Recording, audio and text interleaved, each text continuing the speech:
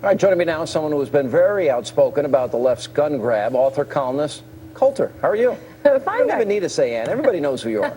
You know, I felt like I was listening to Cruz. I felt like I was listening to a Supreme Court argument because he's talking about, all right, well, the First Amendment, does that mean that you're going to ban some books, not other books? How do you justify it? The Fourth Amendment, search and seizure. I thought he made a really good case, and she got pissed. Yeah, he asked some very important questions, and Diane Feinstein, like her other I am woman, hear me roar, Democratic female, Hillary Clinton, as soon as they get a question they don't like, they start crying. Oh, that's fantastic. I would like to see how that would go over in a law school class when a professor asks you to distinguish cases. I have been very educated, and I'm offended by that question. I spend half my life near the Constitution. On college campuses Yeah. with co-eds at the mic crying to me and stamping their feet and telling me they're offended. It's going to be harder for me to tell them now that's not an answer, now that U.S. senators are using that as an answer. And what Diane Feinstein eventually got to answering was preposterous. She said he raised the First Amendment. And she said, well, we ban child pornography.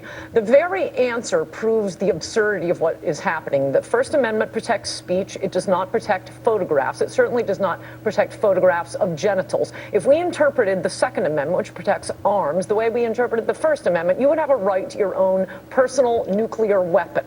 That's how extreme it is. And I would add that, in fact, the First Amendment does protect virtual child pornography. It certainly protects writing about child pornography. And for her to say, well, don't worry, we're not banning these other guns. Well, okay, how about we just ban the New York Times, because we still have the Daily News and the New York Post. Good point. And that's what Cruz was getting to, about the First Amendment side of his argument, which was, I thought, very, very pertinent and clever and appropriate. He nailed her, so she said, I'm offended. Yeah, I'm offended. And, all right. So I used to think women just shouldn't be able to vote. Now I think at least liberal women should not be able to hold office. And by woman, I do not mean to limit that to the biological sense. That is not an answer. All right. I'm offended. All right. First of all, you know what frustrates me?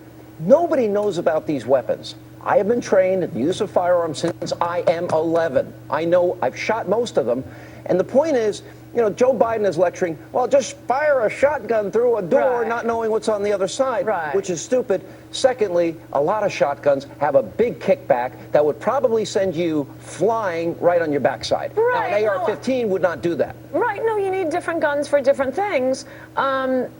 But, I mean, you remind me of this. I keep hearing them say, we deserve to at least have a discussion. We want to have a discussion. Every time you try to have a discussion with them, they become hysterical, they cry, and they want to show pictures of dead children as if our position is, oh, we don't mind a few dead children. No, our position is concealed carry would have stopped these slaughters, and we have the statistics and the studies to back it up. Something else I saw you talking about last night on TV that I think is very important to clarify. This nonsense idea by people who do know absolutely nothing about guns and nothing about criminology that a gun in the home is more likely to be used against the occupant. Okay, point one, and I have been through some of this before, that is 100% suicides. And there is no higher rate of suicide than with a gun or without a gun. People use poison or a million other things. But the idea that a criminal would be wrestling a gun away from the homeowner is preposterous. That happens even in attempts where the homeowner gets shot by the home invader. It happens in less than 1% of the cases. They have done extensive interviews with prisoners. They say they do not go into homes they think could have a gun. They will not mug someone they think will have a gun. If they see a homeowner with a gun, they run. It is only in Hollywood movies that the criminal sees the gun and wrestles you for it. There are plenty of other houses to break into and rape women in. All right, you're going to CPAC. Yes, I am. All right, we're going to show highlights in a little bit.